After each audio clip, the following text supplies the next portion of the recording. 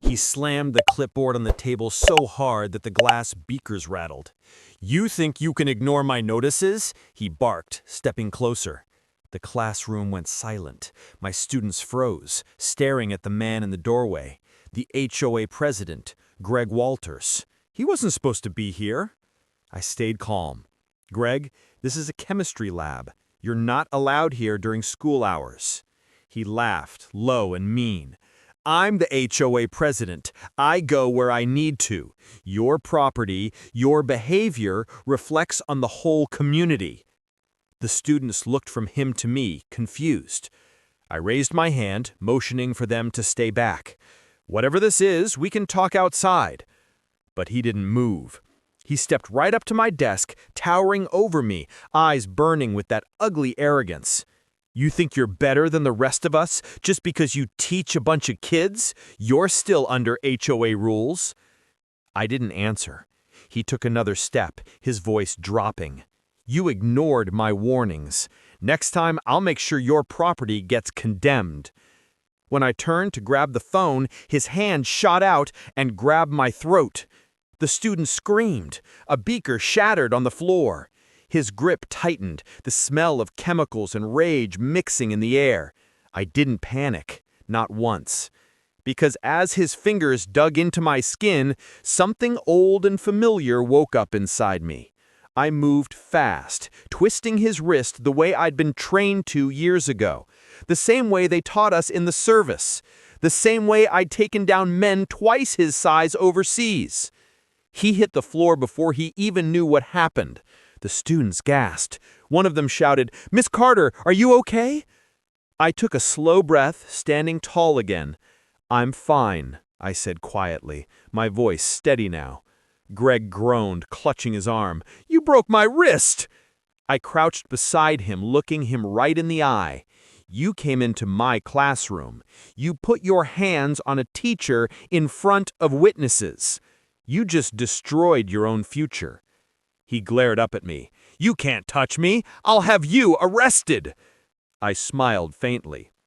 "You might want to think twice before calling the police on a former military officer, especially when the school's cameras caught everything." The funny thing about bullies is they always forget. Some of us learn to fight for real. He tried to get up, but the pain in his wrist dropped him right back down. "You're finished," he spat. "No one lays hands on the HOA president and walks away clean." I could hear the faint sound of sirens outside. One of the students must have called 911. The class stayed huddled near the wall, eyes wide, phones recording. I knew this footage would go viral in hours. I folded my arms, keeping my tone calm. "Greg, you came into a school. You assaulted a teacher. Do you have any idea what that means?" He glared at me, red-faced. "You're just hiding behind your title. You think being some war hero gives you special treatment?" I didn't flinch. "No, it gives me restraint. If I hadn't learned that, you'd be in a hospital, not sitting on this floor." The door burst open, and two officers stepped in, weapons drawn, but cautious. The principal followed right behind, her face pale.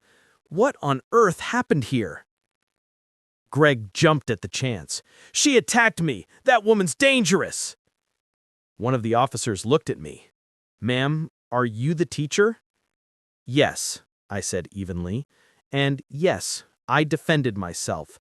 You'll find it all on the lab cameras. Top right corner, above the vent." Greg's smirk faltered. You're lying!" The principal turned to him sharply. "Mr. Walters, you forced your way into a school during class hours?" He started to stammer. I was just..." But before he could finish, my old commanding voice came back without me meaning to. "Stand down, Greg." Everyone froze. Even the officers looked surprised at how firm it sounded. Greg just stared at me like he was seeing me for the first time. "You were never meant to control anyone," I said softly. "You just like feeling powerful." He opened his mouth, but then one of the cops interrupted. "Sir, please stand. You're under arrest for trespassing and assault." Greg's face went white. "You're arresting me? She's the one who—" The officer cut him off. "We saw the footage. You put your hands on her first." As they let him out, he shouted over his shoulder, "This isn't over. I'll ruin you." I didn't even look at him. "You already did," I whispered. The students clapped softly once he was gone. Some even cried. But I just stood there, staring at the shattered beaker on the floor, breathing slow. Because I knew this wasn't the end. Not for him, and definitely not for me. The past doesn't always stay buried. Sometimes it walks right into your classroom. By the time the police cars disappeared down the road, the school hallway was lined with whispers. Students peered out of classrooms, teachers pretended not to gossip. The story was already spreading.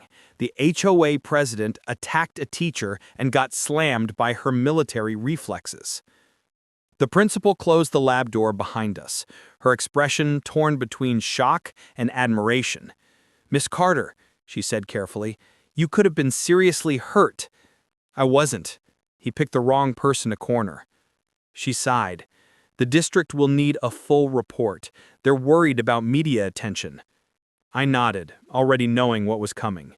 It was never about what really happened, just about how it looked. As she left, I sat on the edge of a desk, feeling the weight of years pressing down again. The noise, the fear, the flash of his hand reaching for my throat. It had all triggered something I hadn't felt since Afghanistan. Back then, it wasn't an HOA bully trying to intimidate me. It was a real enemy, and I had fought back then too. My phone buzzed. Unknown number. "You made a mistake, soldier," the voice said when I answered. It was Greg. "You think you won? The HOA board's already on my side. We can have you removed from your house within a week." I didn't respond right away. I just let his words hang there, then said quietly, "Greg, do you know what happens when you threaten a veteran on record?" He laughed bitterly.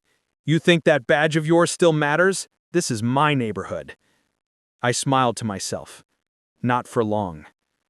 He hung up, but I'd already recorded the call. I leaned back in my chair, staring at the phone screen, my reflection faint in the glass. The old training kicked in, the calm, methodical way I used to gather intel, the way I'd build a case before making a move. "All right," I muttered.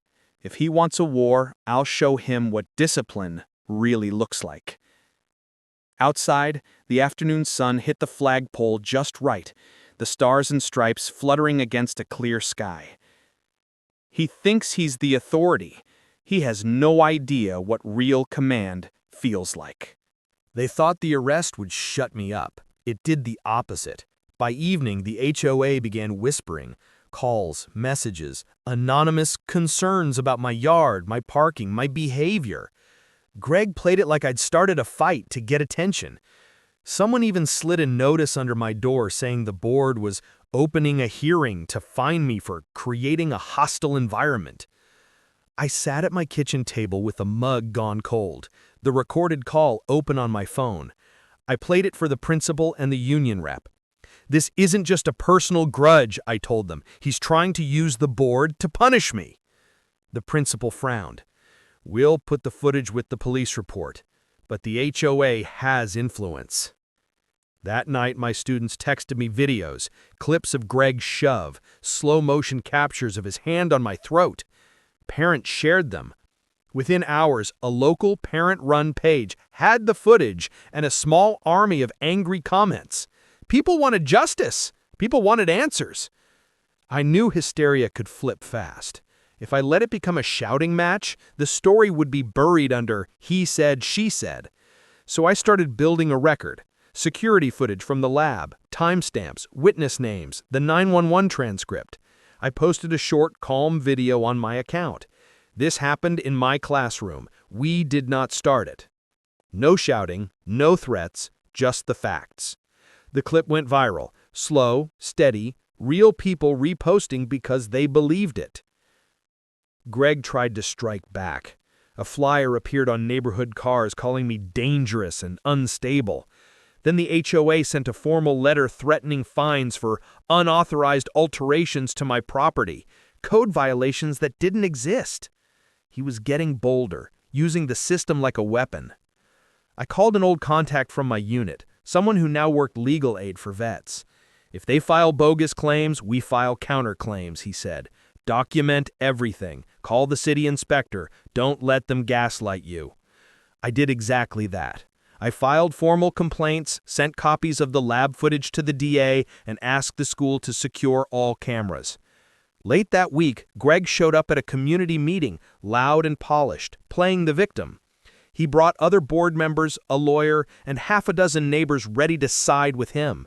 They debated fines and decorum like this was a PTA meeting, but the undercurrent was clear.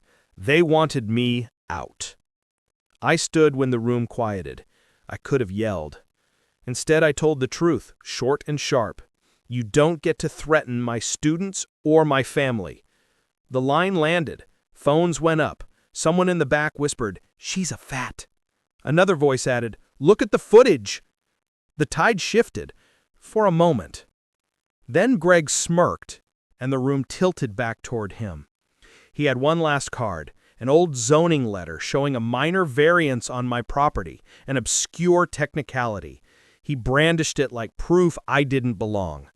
My stomach dropped.